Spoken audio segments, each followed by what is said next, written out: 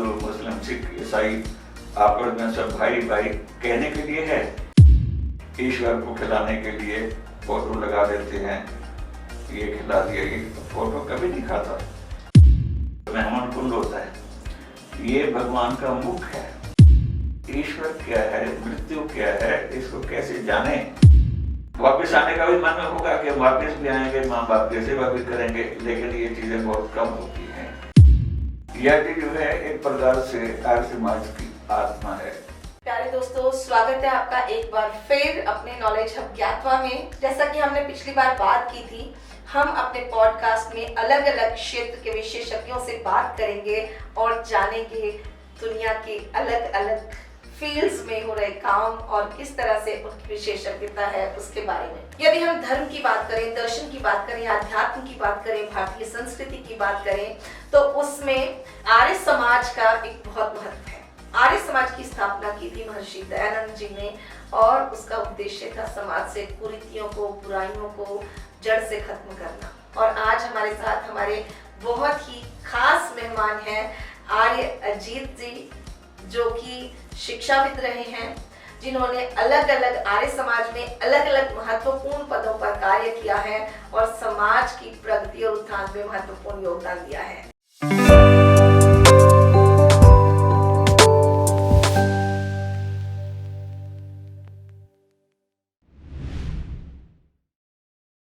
तो हम स्वागत करते हैं आर्य अजीत जी का। आपका बहुत बहुत स्वागत है आर्य जी। मैं आपसे सबसे पहले ये प्रार्थना करूंगी, रिक्वेस्ट करूंगी कि आप अपने बारे में हमें थोड़ा सा बताएं कि किस तरह से आप आर्य समाज से जुड़े, शिक्षा के क्षेत्र में रहते हुए आपने आर्य समाज में अपना अमूल्य योगदान दिया। सबसे पहले मैं ज्ञातवा के अधिकारियों का धन्यवाद करता हूँ कि उन्होंने मुझे एक अवसर प्रदान किया कि आपके कुछ प्रश्नों, कुछ शंकाओं का मैं समाधान कर सकूं और अपने बारे में कुछ बता सकूं। सर्वप्रथम मैं पलवल से आर्य समाज के साथ विशेष रूप से जुड़ा।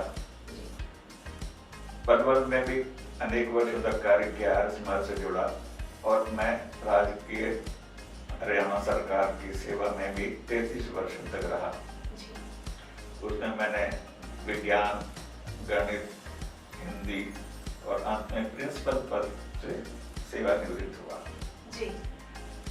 तो इस यात्रा के दौरान मैंने देखा कि पलवल आर्य समाज का एक गढ़ स्तंभ रहा है जी।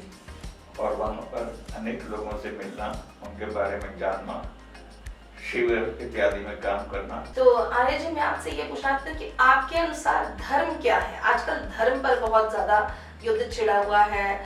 धर्म की लोग अलग अलग तरह से व्याख्या करते हैं और धर्म के नाम पे एक्चुअली बहुत कुछ कंट्रोवर्सीज चल रही हैं। तो धर्म, आपकी दृष्टि में धर्म है क्या? प्रश्न उठता है कि मनुष्य का जन्म क्यों हुआ? जन्म हुआ तो उसके पीछे उसका लक्ष्य क्या है? केवल जन्म लिया, पढ़े, नौकरी की, मृत्यु को प्राप्त हो गए, ये जीवन नहीं है। वास्तव में जीवन यह है कि हम अपना उत्थान करें, अच्छे पुस्तकों को पढ़ें, अच्छे विचारों के लोगों से मिलें और उनके अनुकरण करने के योग्य बातों को स्वीकार करें। तो मनुष्य का महान कर्म धर्म है। बिना धर्म के मनुष्य पशु के समान है। यदि वो पशुपन से ऊपर उठना है तो धर्म को अपनाना होगा। फिर इसमें भी एक भ्रांति आती है, धर्म क्या है, संप्रदाय क्या है। हम यदि पूरी अच्छी प्रकार से मनन करके निष्कर्ष निकालें तो धर्म के विषय में हम ये कह सकते हैं कि मानव धर्म ही श्रेष्ठ धर्म है जी। मानव धर्म, बाकी सब संप्रदाय हैं। चाहे हम कहते हो हिंदू, मुस्लिम, सिख, ईसाई आपस में सब भाई भाई कहने के लिए है, क्योंकि सबका रहना, खाना पीना, पुस्तकें, उनके गुरु ग्रंथ, ये सब भिन्न भिन्न है। लेकिन जब मैंने देखा कि आर्य समाज वास्तव में शुद्ध रूप से सत्य को ग्रहण करने के कारण सबसे वस्तु स्थिति में रहते हुए आगे बढ़ने का माध्यम है, तो आर्य समाज के अंदर काम करने का ये है कि हम संतुष्ट रहते हैं, मन में शांति आती है। अच्छा, मैं एक चीज और आपसे पूछना चाहूंगी कि ये धर्म तो हम मानते हैं कि धर्म जो है वो मानव धर्म है। आपने जैसे कहा कि मानवता को धर्म माने तो वही सबसे श्रेष्ठ है। धर्म को जब हम मानते हैं तो हमारे भावों का उसमें क्या महत्व है? हम बड़े इमोशनल होके कई बार धर्म के नाम पे गलत काम कर देते हैं। बस जैसे किसी ने कुछ कहा कि आपके धर्म के ऊपर ये आंच आ गई या कुछ हो गया, और उसी टाइम लोग जो है एक दूसरे को मारने काटने दौड़ पड़ते हैं। तो क्या भावों को उस समय हमारा कंट्रोल होना चाहिए? हमें समझना चाहिए कि ईश्वर किसी को भी आपस में जो है वो वैमनस्य रखने के लिए या लड़ने के लिए नहीं कहता। देखिए, आर्य समाज के सिद्धांतों में कई बातें बड़ी स्पष्ट है। ईश्वर क्या है, ईश्वर का स्वरूप क्या है, हम उसको कैसे मिलें। मैंने तो एक स्वामी विवेकानंद जी परिव्राजक है अहमदाबाद में, उनके शिविर में भी जाकर के दर्शन कार्य किया। तो एक व्यक्ति ने, एक विद्यार्थी ने उनसे प्रश्न किया कि आप मुक्ति करते हैं कि ये सब साधना करें, मुक्त हो जाएं, मुक्त होने के बाद हमें मनुष्य जन्म से भी बच के निकलना पड़ेगा। तो उन्होंने कहा कि सच्चाई ये है कि मुक्ति मैंने आज तक भी प्राप्त नहीं की, ना ही मैंने ईश्वर वाचक देखा। अभी मुझे बहुत साधना करनी पड़ेगी, जितना मेहनत की है। और मेरे जो गुरु हैं स्वामी सतपति जी, उनसे भी मैंने देखा कि सच्चाई ये है कि हम ईश्वर के ध्यान में मस्त होकर के आगे जीवन को बढ़ाएं और अपने जीवन को सरल बनाएं। आर्य धर्म में कहीं भी अहिंसा का कोई काम नहीं है। सबके साथ मिलकर चलना, सबका उत्थान करना, सबसे अच्छी बातें सीखना और करना, जिससे कि उनके जीवन में निरंतर बढ़ोतरी हो, किसी से भी कटुता ना हो। एक चीज मैं आपसे और पूछना चाहूंगी आर्य जी, कि हम सब पूजा पाठ करते हैं, जिस भी धर्म को मानते हैं, चाहे हिंदू, मुस्लिम, सिख, ईसाई, कोई भी धर्म मानने वाले लोग हों, आर्य समाजी हो, सनातनी हो, कहीं ना कहीं हम ईश्वर को मानते हैं तो हमारे अंदर होता है कि ईश्वर हमारी मनोकामना पूर्ण करेंगे, भगवान हमारी इच्छाएं पूर्ण करेंगे। और आर्य समाज में यज्ञ का बहुत महत्व है, यज्ञ होता है। तो क्या यज्ञ से हमारी मनोकामनाएं पूर्ण होती हैं? इस यज्ञ का मनोकामना पूर्ति से कोई संबंध है या सिर्फ वैश्विक कल्याण के लिए, विश्व कल्याण के लिए ही हम यज्ञ करते हैं? यज्ञ जो है एक प्रकार से आर्य समाज की आत्मा है। महर्षि स्वामी दयानंद सरस्वती ने भी इसके माध्यम से आर्य समाज की स्थापना की थी जी। सन 1975 में बम्बई के अंदर काकड़वाड़ी आर्य समाज प्रथम आर्य समाज रहा जी। लेकिन यज्ञ का अर्थ क्या है कि हम वातावरण की शुद्धि भी करें जी, और ईश्वर की स्तुति, प्रार्थना, उपासना भी करें जी, और आम जनजीवन के साथ जुड़ करके उनका भी जीवन उत्थान की ओर ले जाएं, बढ़ाएं। हमारे और विनाश का कोई काम नहीं होता।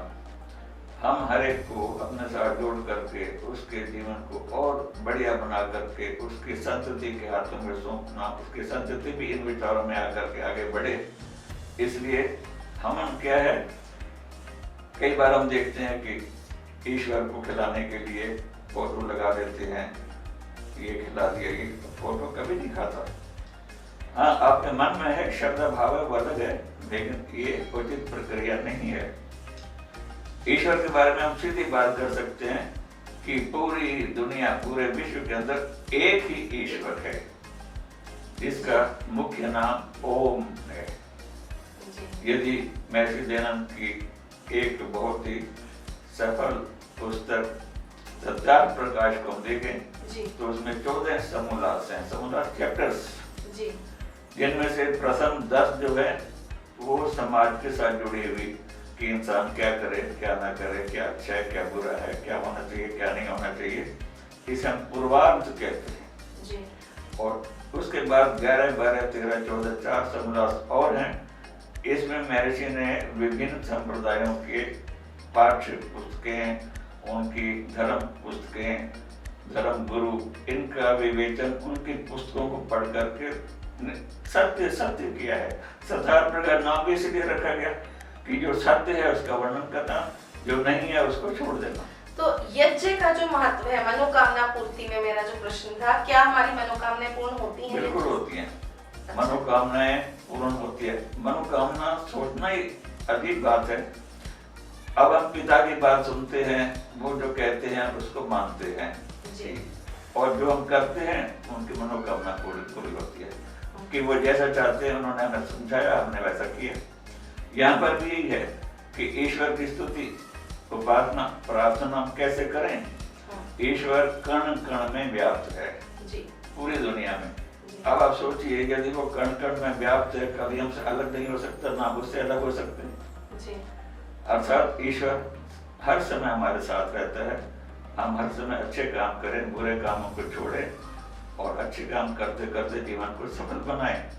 यज्ञ करते हैं तो यज्ञ में हम देवताओं को भोग भी लगाते हैं, आहुतियां देते हैं, उससे हमने देवों की पूजा कर दी और यही एक मनोकामना पूरी करने का साधन होता है जी। और मन में भी आता है कि हमने ये किया तो इसका फल मिलेगा और वो मिल भी जाता है। तो मैं थोड़ा सा आपसे ये पूछना चाहूंगी कि सबका अपना अपना पूजा करने का तरीका है, तो जो लोग मूर्ति पूजा करते हैं आर्य समाज में, उसकी मान्यता क्यों नहीं है? देखिए, मान्यता है जी। मान्यता ये है कि ये सच्चाई है, हम भी करते हैं, आप भी करो।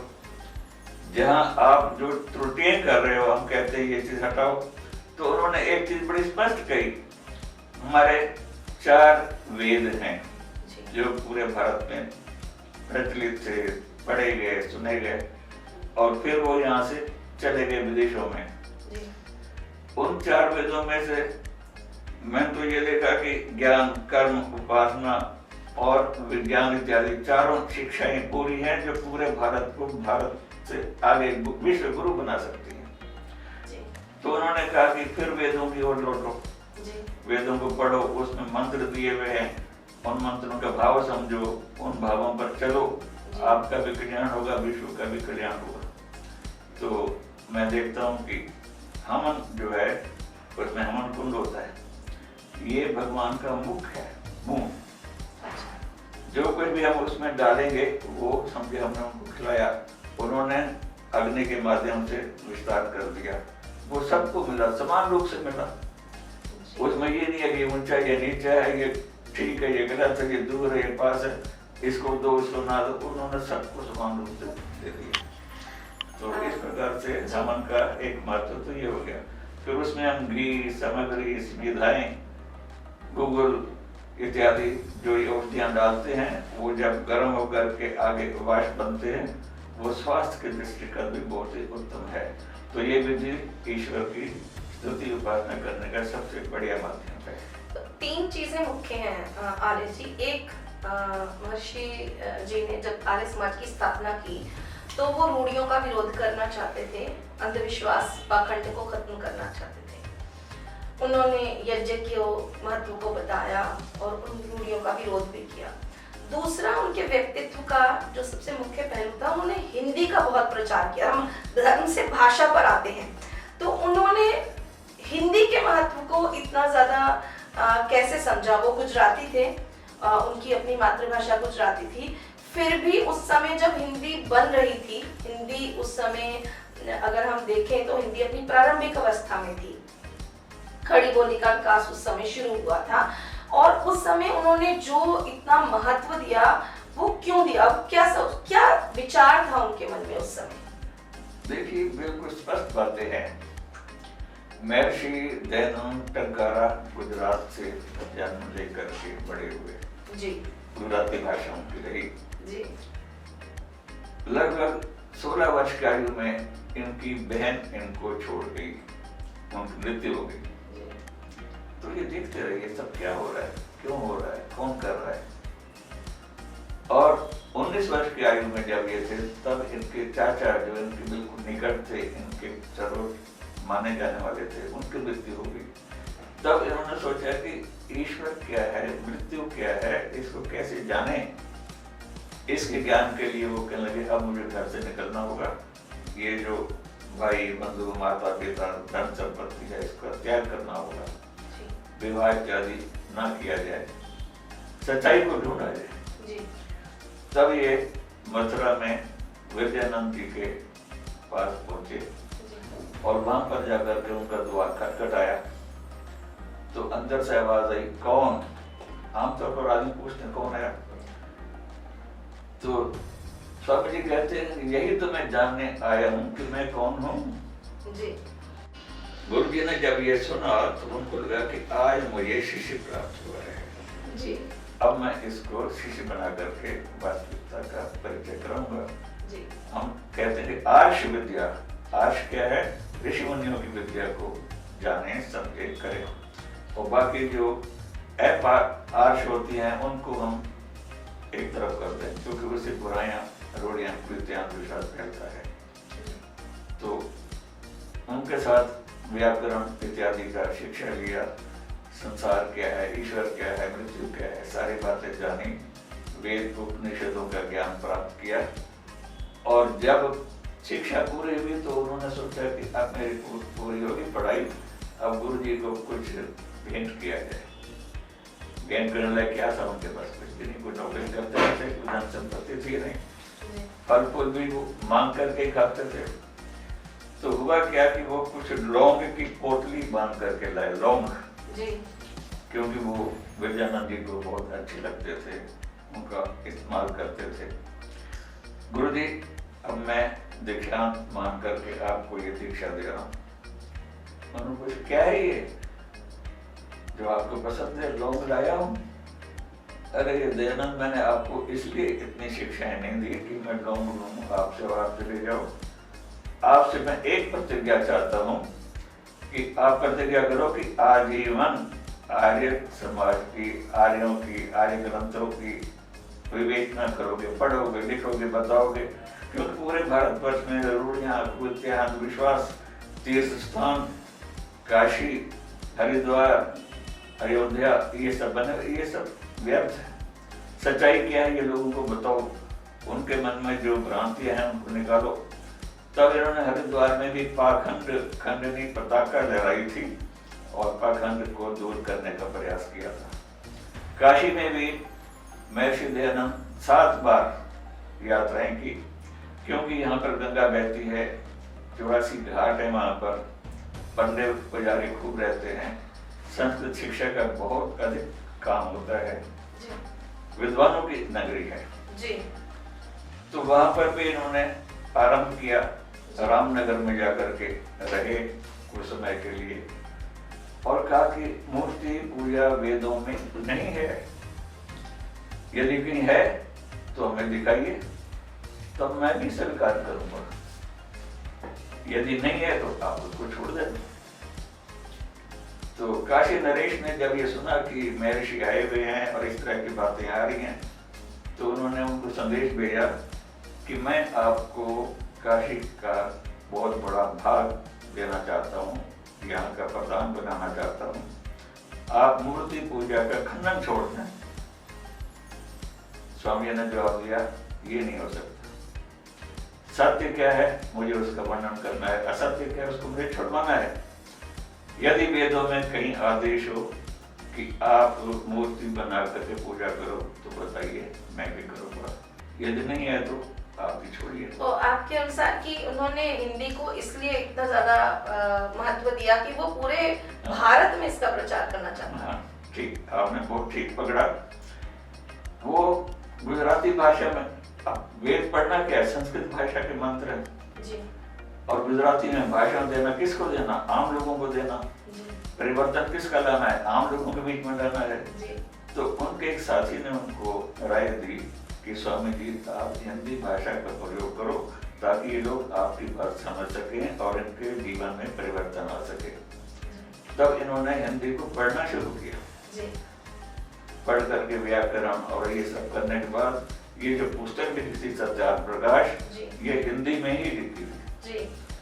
और स्वामी जी ने तो यहाँ तक कहा कि हिंदी सारे राष्ट्र को एक सूत्र में पिरो सकती है।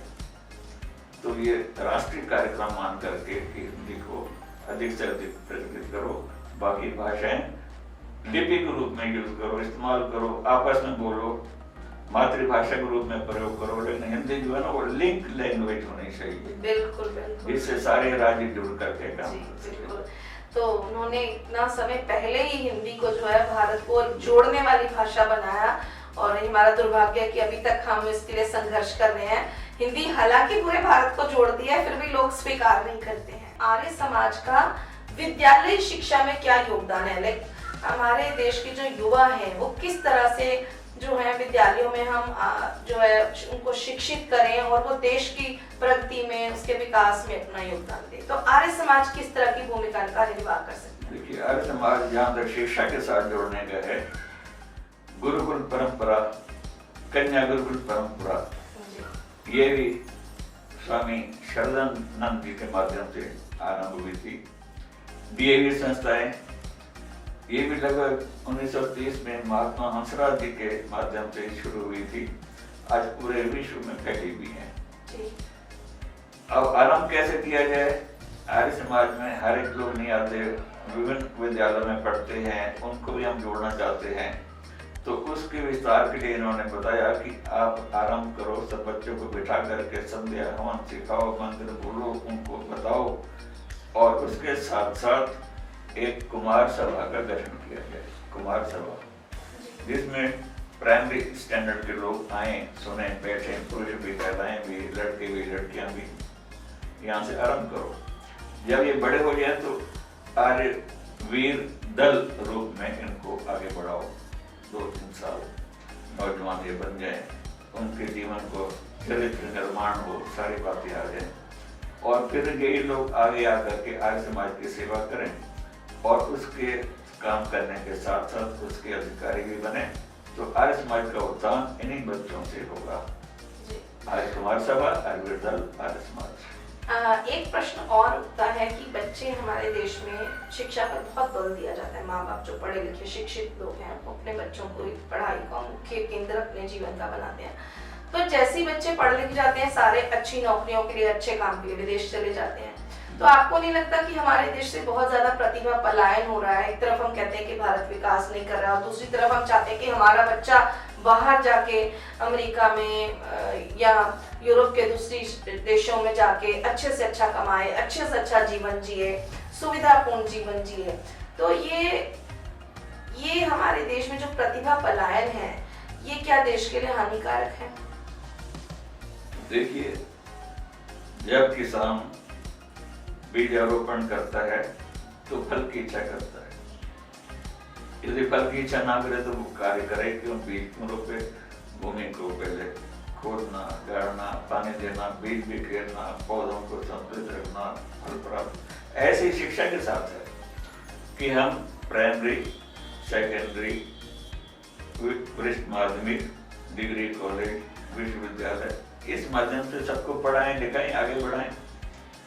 लेकिन जब बच्चे बहुत इंटेलिजेंट हो जाते हैं तो वह अपनी शिक्षा का और विस्तार करने के लिए दूसरे देशों को भी देखते हैं कि वहां जाऊंगा तो ये चीजें सीख करके मैं यहाँ की अपेक्षा वहां अधिक हुनर प्राप्त कर सकूंगा।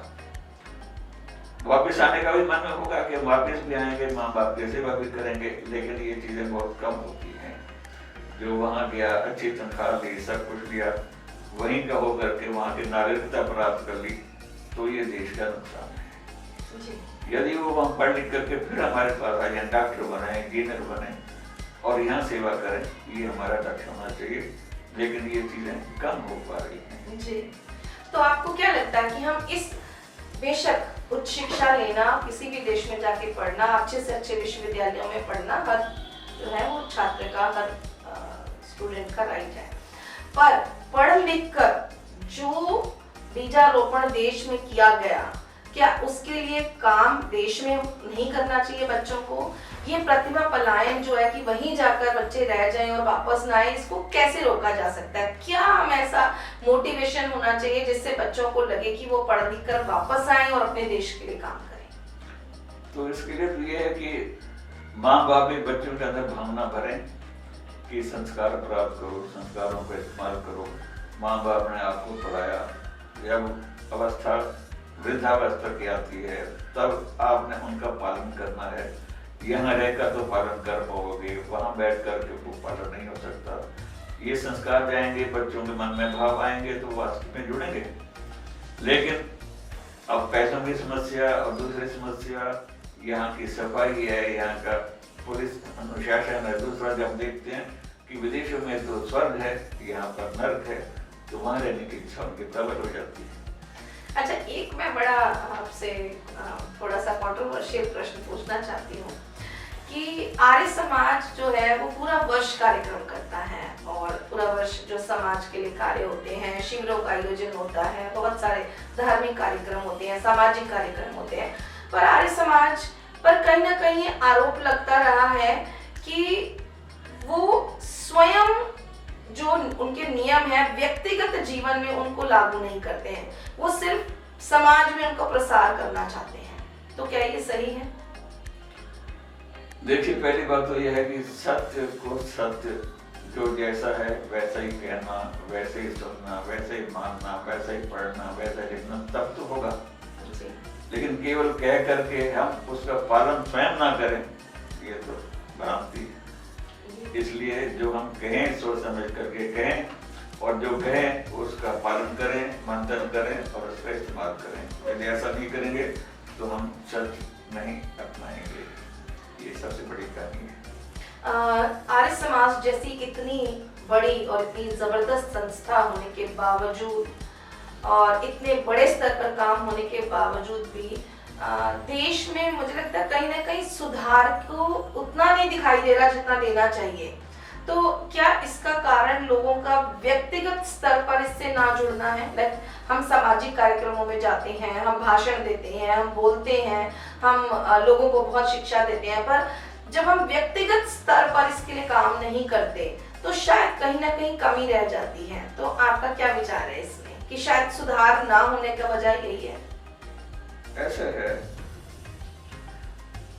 मेरे हिसाब में दयानंद सरस्वती ने स्पष्ट रूप से कहा था कि हम धार्मिकता को अपनाएं, राजनीतिकरण इसका ना करें। राजनीति में हम बिल्कुल ना जाएं, क्योंकि वहां पर सत्य भी है और असत्य भी है, सच्चाई भी है, झूठ भी है। हम राजनीति को ना अपनाएं, इसलिए हम उसके साथ जुड़े हुए नहीं हैं और समाज के साथ जुड़ गए, समाज का काम करते हैं। अब जो राजनीति में है वो गए तो समाज से ही हैं। कुछ यहाँ की बातें अपनाते हैं, कुछ अपनी अपनाते हैं। जो यहाँ की वो अच्छी हैं, जो नहीं है उससे हम कहते हैं राजनीति बेकार है। Everything is possible in love and war, politics, ये सब क्या है? एवरीथिंग कभी ऐसा नहीं होता। तो समाज सुधार के लिए समाज सुधार से मेरा तात्पर्य है अपने आसपास के समाज से।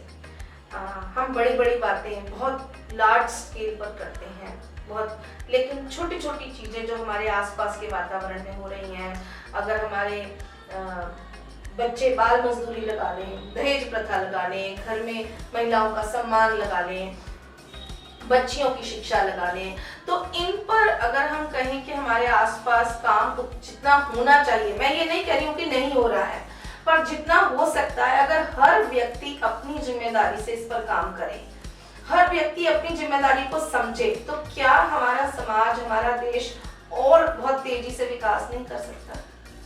बिल्कुल कर सकता है। ये आर्य समाज है जिसने शिक्षा को इतना प्रबल समर्थन दिया।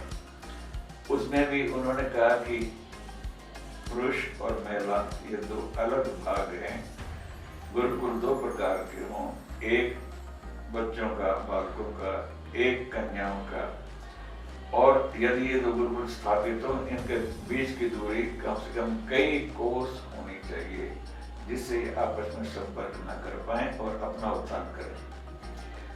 तो एक बार बताते हैं कि स्वामी श्रद्धानंद जी अपने घर में बैठे हुए थे, उनकी दो बेटियां थी और वह विभिन्न स्कूलों में, ईसाई स्कूलों में पढ़ रही थी।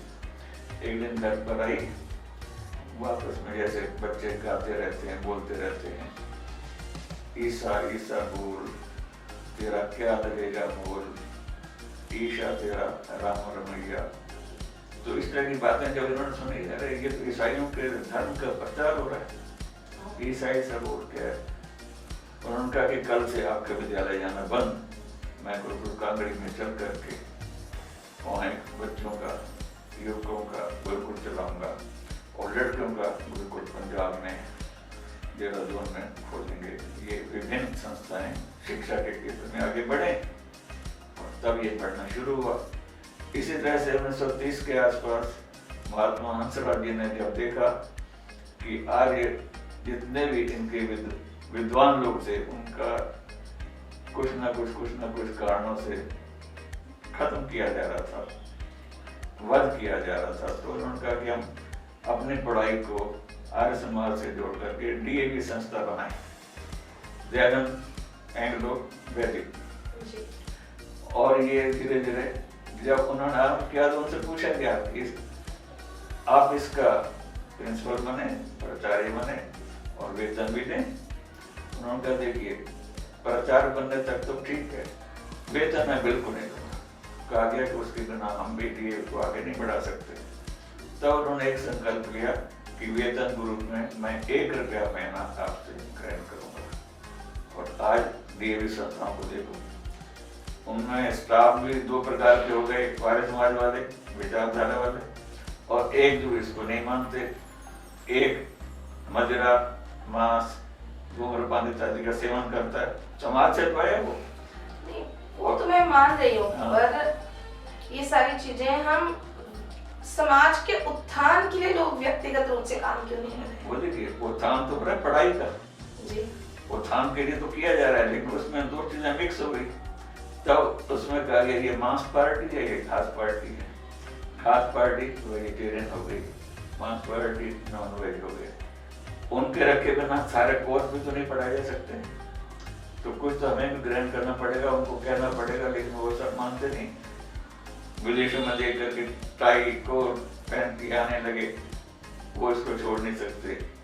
वो समझते हैं कि यही सब कुछ है जेंटलमैननेस, लेकिन वास्तविकता ये है कि हम सादे कपड़े में रह करके कुछ विचारों को ग्रहण करें। अच्छा, एक मेरा और प्रश्न था आपसे आज कि वैदिक संस्कृति के प्रचार के लिए घर घर इसका प्रचार हो और लोग वैदिक संस्कृति के अनुसार आचरण करें और हमारे युवाओं को वो शिक्षित किया जाए वैदिक संस्कृति में, इसके प्रचार के लिए क्या किया जा सकता है, कैसे घर घर पहुंचाया जाए? एक बात तो ये है कि हम आर्य संस्थाओं में, चाहे छोटे बच्चों का है, बड़ों का है, यूनिवर्सिटी का है, वहाँ की शिक्षाएं दिलाएं बच्चों को और उनके अंदर संस्कारों को उत्पन्न करें। यदि हम ऐसा नहीं करेंगे तो बड़ा मुश्किल हो जाएगा। और बच्चे भी एक दूसरे से कट कर रहे होते हैं। अब वो लोग कहते हैं कि आप हिंदी को अपनाओ, इंग्लिश को नहीं, क्योंकि ये हमारी भाषा नहीं है। और यदि हम विश्व स्तर पर भी सोचते हैं, इंग्लिश कितने प्रतिशत लोग पढ़ते हैं? 1.5-2% पूरे विश्व में बोली जाती है इंग्लिश, बाकी सब अन्य भाषाएं हैं। तो हिंदी को अपनाना, तो ये सारा तालमेल के माध्यम से ही हो सकता है। बच्चों को अच्छे संस्कार देने के कारण, और फिर खर्च भी देखें, फीस भी देखें, तो आर्य संस्थाओं में दूसरी संस्थाओं के मुकाबले बहुत कम खर्च में शिक्षा प्राप्त की जा सकती है। एक प्रश्न आपसे, आखिरी एक और प्रश्न आप पूछना चाहूंगी आर्य जी, यदि आपको मौका मिले कि आपको समाज को, देश को बदलना है और आपको कोई एक काम आप बताएं जिससे आप सबको समाज को बदलने के लिए करना चाहेंगे, तो आप क्या करना चाहेंगे? तो इसके लिए तो ये है कि भ्रष्टाचार ने सारा सत्यानाश कर रखा है। भ्रष्टाचार कैसे मिटाएं, उसके मिटाने के कदम और लोग उसको अपनाएं। यदि वो मिट गया तो देश आगे बढ़ सकता है। तो मातृभूमि की सेवा के लिए, रक्षा के लिए, सुरक्षा के लिए हमें भ्रष्टाचार को मिटाना है, स्वयं अच्छे काम करने हैं, जो शपथ ली उसको पूरा करना है, और ईश्वर को मान करके, हर समय मान करके वो हमारे साथ है। अच्छे काम करते रहना चाहिए, बुरे कामों को त्यागना चाहिए। जो आम नागरिक के लिए भी हमें काम करने हैं वो भी करने होंगे, कोई ऊंचा नहीं, बड़ा नहीं, और ना कोई वर्ण व्यवस्था है। वर्ण व्यवस्था सब क्या है? ये हमारा शरीर है, जैसे मस्तिष्क। अब देखिए, ये जैसे कि ब्राह्मण, क्षत्रिय, वैश्य, शूद्र होते, ये ब्राह्मण है। दूसरा क्षत्रिय में क्या है? हमारी बाजू में क्या है? ये क्षत्रिय हैं, सारे काम करती हैं। पेट ये सब क्या है, ये वैश्य है। और टांगे वगैरह क्या है, ये सब शूद्र है। क्या किसी के बिना हमारा शरीर चल सकता है? नहीं चल सकता। इसलिए सबको जुड़ करके एक होकर काम करना होगा और देश की महानता के लिए काम करना होगा और ये विश्व गुरु बन सकता है। बहुत बहुत धन्यवाद आर्य जी आपका, आपने आज हमें इतने अच्छे विचार बताए। और सचमुच मैंने जो महसूस किया कि हम बिना तथ्यों को जाने कई बार कुछ भ्रांतियां मन में पाल लेते हैं, हमारे मन में कुछ गलत अवधारणाएं बन जाती हैं। पर सचमुच अगर हम देखें, जो हमारे ऋषियों मुनियों ने जो संस्कृति स्थापित की है, जो वैदिक संस्कृति है, जो आर्य समाज की अवधारणा है, यदि हम उस पर चलें, यदि हम एक सही रास्ता अपनाएं, तो हम अपने देश को सचमुच विश्व गुरु बना सकते हैं और उस वैदिक संस्कृति को अपनाकर विश्व गुरु बना सकते हैं। तो मेरा सबसे अनुरोध है कि हम सब अपना अपना इसमें योगदान दें और भारत को विश्व गुरु बनाने के लिए प्रयासरत रहें। और बनेगा, निश्चित रूप से बनेगा। अब आर्य जी ने बोला है बनेगा, निश्चित रूप से बनेगा। तो जरूर भारत एक दिन विश्व गुरु बनेगा, वो दिन बहुत जल्दी आने वाला है।